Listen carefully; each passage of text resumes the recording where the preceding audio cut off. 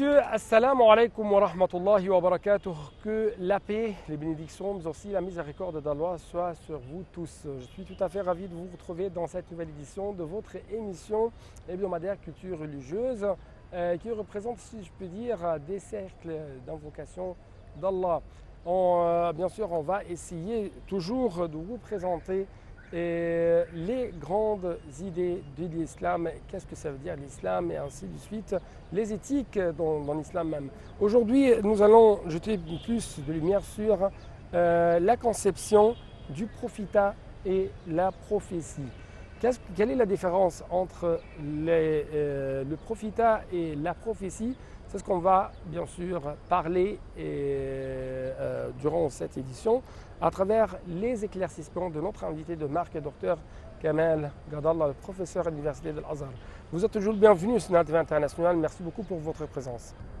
Merci bien. Dr Kamel Gadallah, très directement, quelle est la différence entre le prophétat et la prophétie? Bon, en fait, elle est largement à traduire toujours le mot nubuwa avec prophétie, mais ce n'est pas tout à fait correct parce que la prophétie, c'est le fait de faire une vision peut-être onirique ou bien peut-être par exemple en plein jour pour quelque chose qui va se passer dans l'avenir. Nubuwa. Donc une sorte de prévision si vous voulez. Alors que pour le prophétat, c'est un terme technique qui désigne en fait les prophètes. Les prophètes, ce n'est pas d'autres personnes que le prophète. Il n'y a que le prophète pour le prophétat. Comme par exemple le calife, califat, prophète, prophétat. Donc c'est un terme technique qui pourrait englober ou contenir la prophétie, mais ce n'est pas le contraire. Donc on pourrait dire par exemple que le prophète a des prophéties. C'est normal. Alors que pour celui qui a de la prophétie, il pourrait être soit prophète, soit non prophète. Donc c'est une grande différence entre les deux termes. Et en fait, il faut signaler à ce propos que ce n'est pas grâce à moi en fait que ce terme a vu le jour, mais c'est grâce à deux grands éminents français, islamologues, qui s'intéressent beaucoup à ce type d'études. Oui, spécialistes. Et vous avez Pierre Laury à la Sorbonne et vous avez Éric Geoffroy à l'Université de Strasbourg. Les deux emploient ce terme-là. Donc, permettez-moi de prendre un tout petit reportage avant de continuer et de poursuivre notre discussion. Bien sûr, le reportage va jeter la lumière sur le sujet d'aujourd'hui.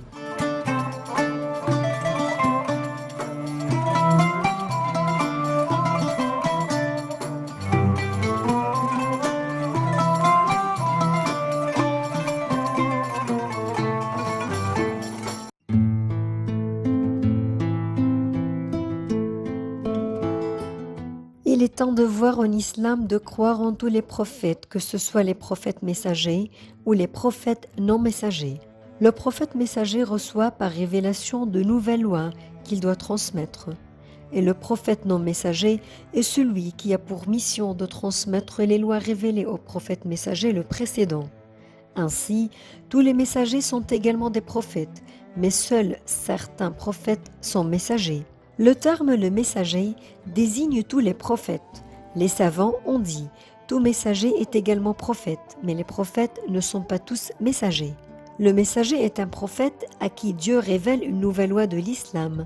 En fait, ce sont de nouveaux jugements qu'il enseigne à ceux à qui il a été envoyé. Pour le prophète non messager, il lui est révélé d'appliquer les lois révélées au messager qui l'a précédé sans qu'il ne lui soit révélé de nouvelles lois.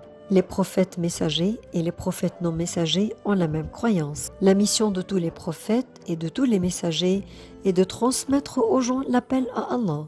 C'est pour cela qu'il y a eu des milliers de prophètes et seulement 313 messagers.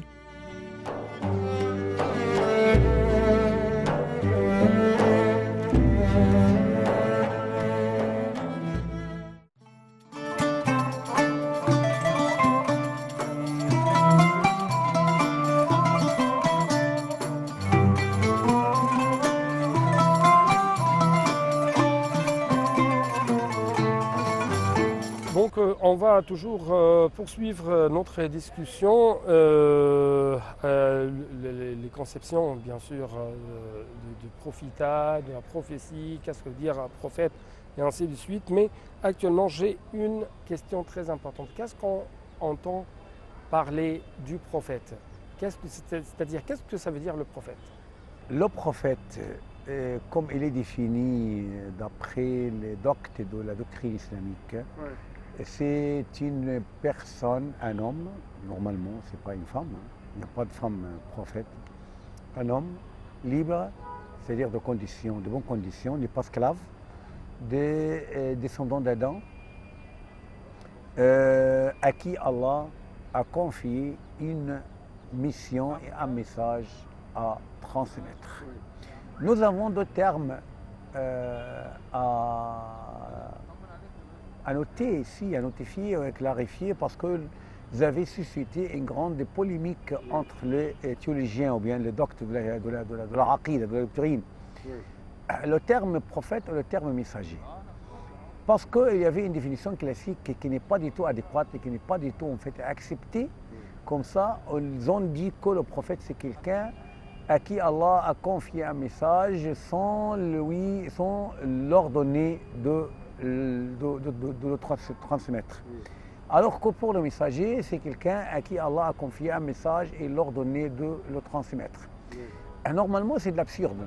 Comment, par exemple, Allah choisit quelqu'un, il est quelqu'un, par exemple, le forme, le purifie tout au long de sa vie, jusqu'à atteindre l'âge de 40 ans. Puis à 40 ans, il lui donne un message et il lui dit « Ah oui, il ne faut pas le transmettre aux autres. » C'est comment ça se fait.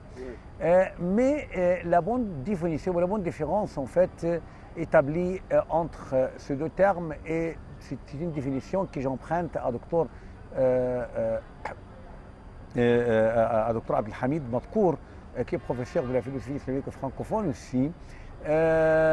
Donc c'est le fait que le prophète, c'est quelqu'un qui Allah choisi et élu comme quelqu'un de très bien. Donc avant d'être chargé de messages divins, il est prophète. Après avoir reçu cette charge du message divin, il est messager. Donc ce sont deux étapes, mais ce n'est pas deux types. Deux étapes.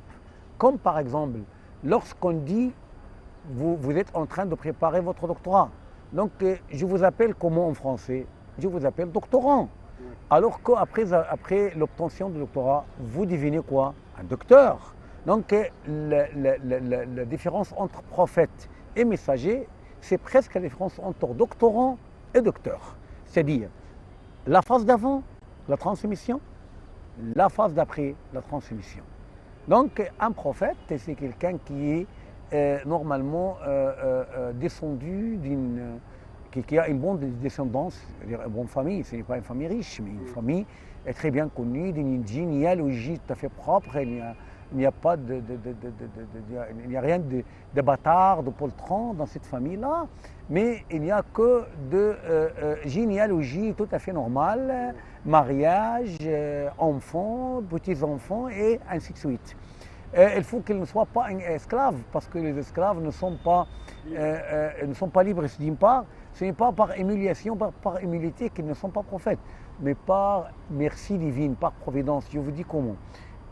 Parce que, par exemple, l'esclave, il est gouverné par quelqu'un d'autre. Il a un maître.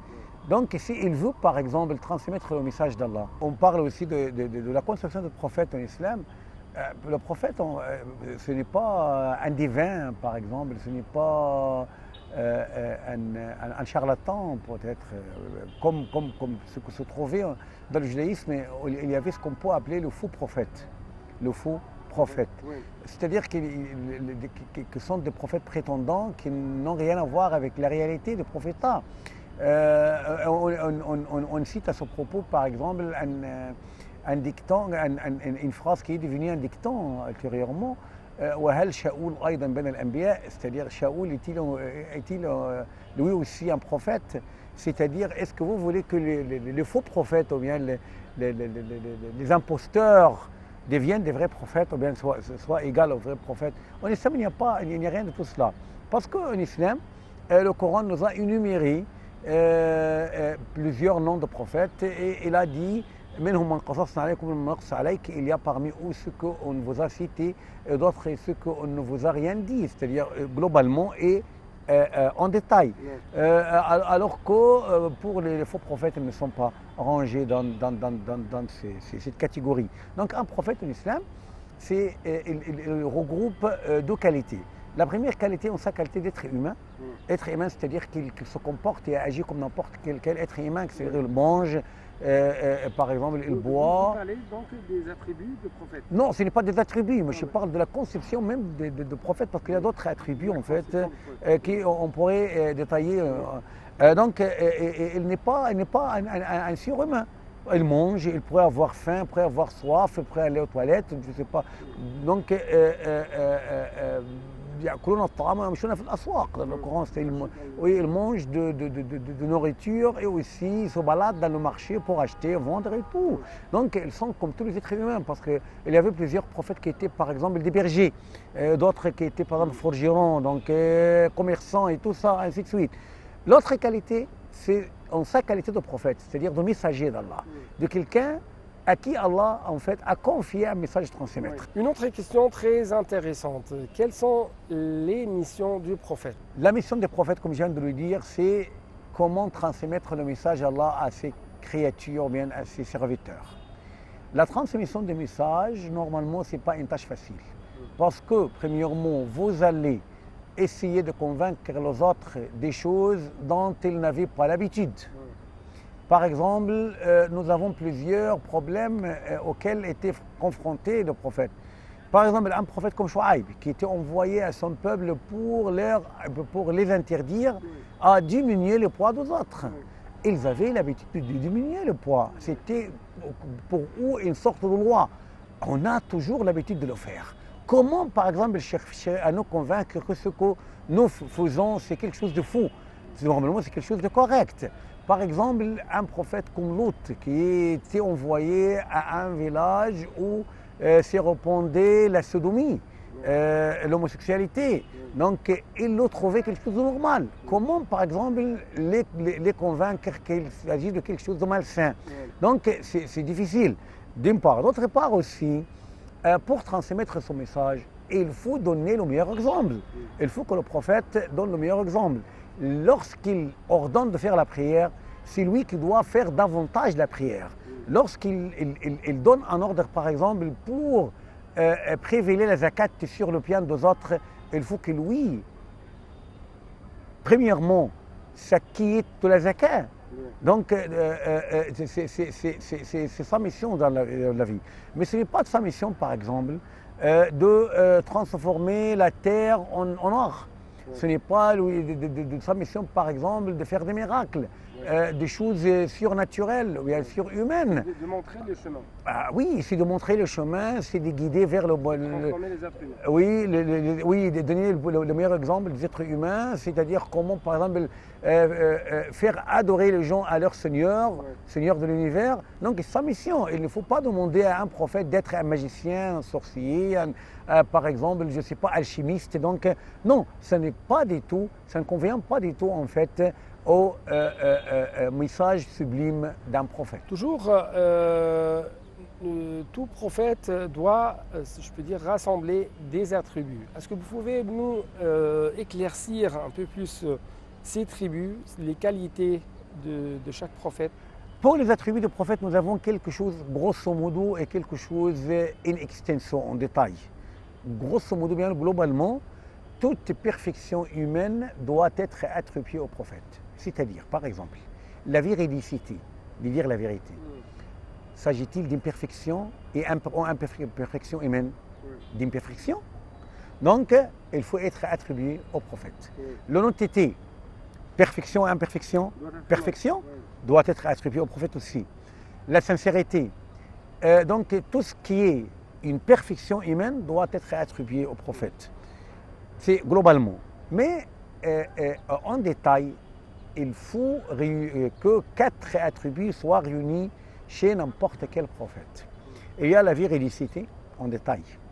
Parce que lui, il n'était pas véridique. Donc, il va mentir sur Allah. Il va mal transmettre le message d'Allah. Il va dévier les ordres d'Allah. Il va déformer les préceptes de la religion. Donc, il ne lui pas du tout convient d'être menteur. Donc, la véridicité. Il y a aussi la sincérité, l'honnêteté. Parce que Allah lui a confié quelque chose. Amana, un dépôt. Comment transmettre les messages. S'il cache une partie, par exemple, ou bien s'il n'était pas fidèle, s'il ne respecte pas, par exemple, l'observation des dépôts chez lui, donc il ne va pas respecter les ordres divins. Donc, c'est établir la communication. La communication, il faut qu'il communique et transmette le message duquel Allah, qu'Allah l'a chargé, en fait, de transmettre aux gens sans aucun détail et sans perdre aucun détail de ce message. Parce que dans le Coran, par exemple, يا أيها الرسول بلغ ما ذلك من ربك وإن لم تفعل فما بلغت رسالته والله يعصمك من الناس إن الله يحب القوم الكافرين. C'est-à-dire au messager d'Allah, transmets ce qui tu as été révélé de la part d'Allah à tous les humains. Sinon, c'est-à-dire si tu caches même la moindre partie de ce message, c'est comme si tu n'as rien transmis. Si tu as peur, Allah t'immunise contre les malaises et les conspirations de gens.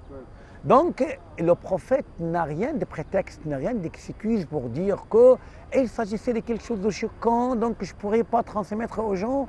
Tout d'un coup, comme ça, il faut, par exemple, essayer avec eux, chercher, par exemple, des moyens à les convaincre graduellement. Non, il n'y a rien de tout ça. Donc, la véridicité, l'honnêteté, l'amana, établir la communication, al-fatana, la perspicacité. Et je vous dis pourquoi. Parce que premièrement, il doit comprendre les messages. Il faut qu'il soit perspicace, très intelligent.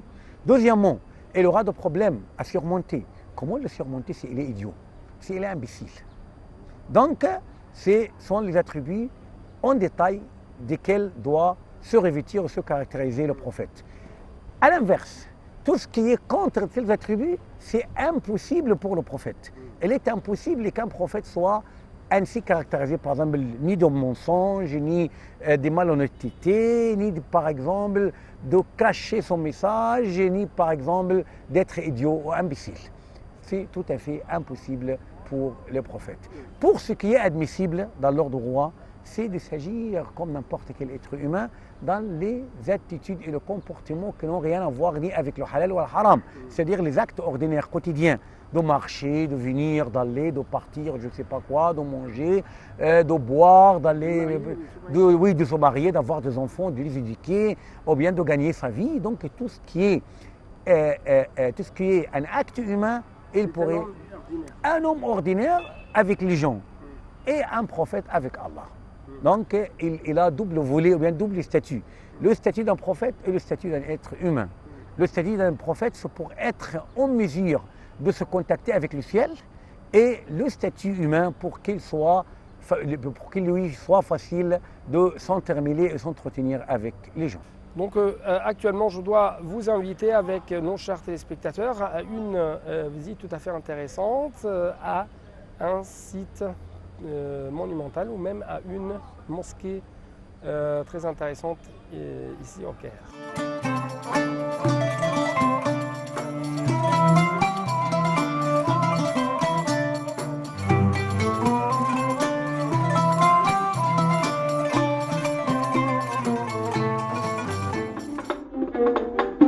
Lorsque le commandant des troupes fatimides, Jawhar al-Saqili, fut envoyé par le calife Al-Mu'izz al-Din pour conquérir l'Égypte, il entreprit la construction du Caire et y fonda la mosquée d'Al-Azhar en 969.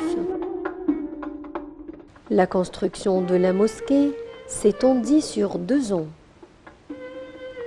La mosquée d'Al-Azhar ouvrit ses portes pour la première fois en 972. Depuis cette date, la mosquée d'Al-Azhar et son université deviennent parmi les plus célèbres dans le monde musulman.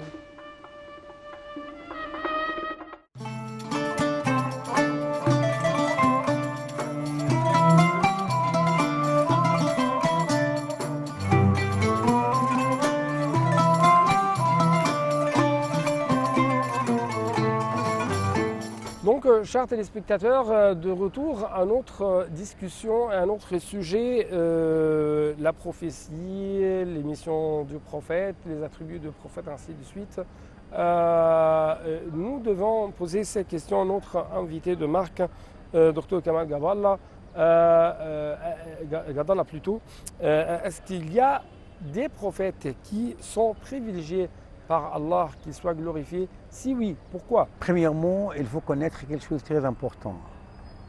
Rien de racisme par rapport au prophète. Oui. On est ordonné de croire en tout le prophète, une condition sine qua non pour être musulman, pour être croyant.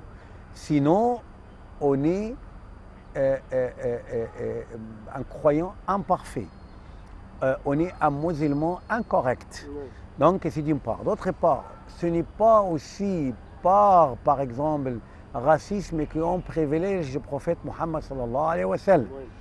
Mais c'est quelque chose qui nous a été venu de la part d'Allah, gloire à lui, dans le Coran. Oui. Par exemple, dans le Coran, Allah a préféré certains prophètes sur deux autres. Oui. Parce qu'il a privilégié, par exemple, 5 prophètes qui sont qualifiés de Ulul Azm, c'est-à-dire le plus fort ou bien le plus persistant, le plus persévérant. Ceux de bonne volonté, de volonté ferme.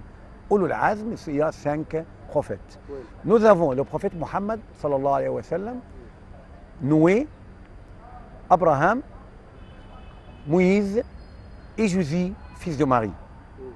Donc, ils sont nominativement cités dans la sourate Les Coalisés, Al-Ahzab. Il y a aussi d'autres prophètes. Ce sont les plus persévérants, pourquoi? Persévérants parce que chacun d'eux a beaucoup souffert de son peuple. Si vous parlez par exemple du prophète Mohammed, il était frappé, blessé, chassé de son humeur par son peuple. Il était obligé de fuir la Mecque à destination de la Médine. Donc, son oncle a été tué en bataille. On lui a accusé de plusieurs choses, de faux, de poète et tout. On a calomnié en fait son épouse d'avoir perpétré l'adultère avec un autre croyant. Donc, il a supporté plusieurs nuisances et malheurs. Lorsqu'on parle de Noé, par exemple, Noé, il a passé 950 à appeler son peuple à Allah. Donc c'est aussi quelque chose de très insupportable. Ibrahim, on l'a jeté dans le feu. On a essayé de l'incendier, mais c'est Allah qui l'a sauvé. Moïse, par exemple, qui a beaucoup souffert avec les descendants d'Israël, ou par exemple lorsqu'il est allé parler à son Seigneur, il est revenu pour trouver que son peuple a commencé à adorer un vœu, donc un vous. Donc comment ça se fait? Donc lorsqu'il a affranchi, lorsqu'il a traversé la mer avec son peuple, ils ont trouvé des gens qui étaient inclinés devant des statues, asnam. Ils ont demandé à Moïse de leur faire des statues à l'instar de celles-ci. Donc il a supporté beaucoup de nuisances de son peuple. C'est pourquoi dans le Coran, Ya ayyuha allazina amanu takunu kallazina azaw Musa fawarra'ahu Allahu mimma qalu. Il ne faut pas être à l'instar de ceux qui ont apporté une nuisance à Moïse. Oui. Donc il a supporté une nuisance aussi. Jésus-Christ, il a supporté beaucoup de malheurs. Donc oui, certainement, en tant que musulman, nous ne croyons pas en sa crucifixion, elle n'était pas sur la croix et tout ça. Bon, mais nous connaissons qu'il a supporté beaucoup de malheurs de son peuple, des descendants d'Israël. Oui, donc ce sont des 5 prophètes qui ont supporté plus de nuisances que les autres prophètes. Cela ne veut pas dire que les autres prophètes n'ont pas supporté de malheur. N'importe quel prophète, n'importe quel réformateur aussi, lorsqu'il lance un appel à l'inverse de l'habitude des gens, normalement, il va se livrer en conflit avec les traditions. c'est normal. Donc avant de clôturer cette édition, permettez-moi de vous poser cette question. Qu'est-ce que le croyant doit vis-à-vis du prophète? Oui, vis-à-vis du prophète, le croyant doit globalement croire qu'Allah a envoyé des prophètes. Et il en a souhaité certains. Et il en a caché le nom et l'identité des autres. Donc il faut croire en tout, c'est d'une part, globalement. Et en détail, il faut croire nominativement en chacun des prophètes. C'est-à-dire, croire en Moïse, croire en Jésus-Christ, croire en David, en Salomon, en Abraham, Ismaïl, Isaac, par exemple Idriss, Shuaïb, Houd, Zulkifl et tous les prophètes, les 25 prophètes cités dans le Coran. Un croyant doit y croire d'une façon détaillée et doit croire globalement en tout le prophète parce que ça fait partie intégrante de la doctrine islamique, l'aqida islamique, de la foi musulmane, de la religion même de l'islam. Sinon, on n'est pas croyant. Donc avec cette dernière question, nous arrivons à la fin de cette édition. Merci beaucoup, Dr Kamal Gadallah, notre professeur à l'Université de l'Azhar. Merci beaucoup. Prie. Donc c'était tout pour cette édition, chers téléspectateurs. Il ne me reste que vous dire Allah vous protège et au revoir.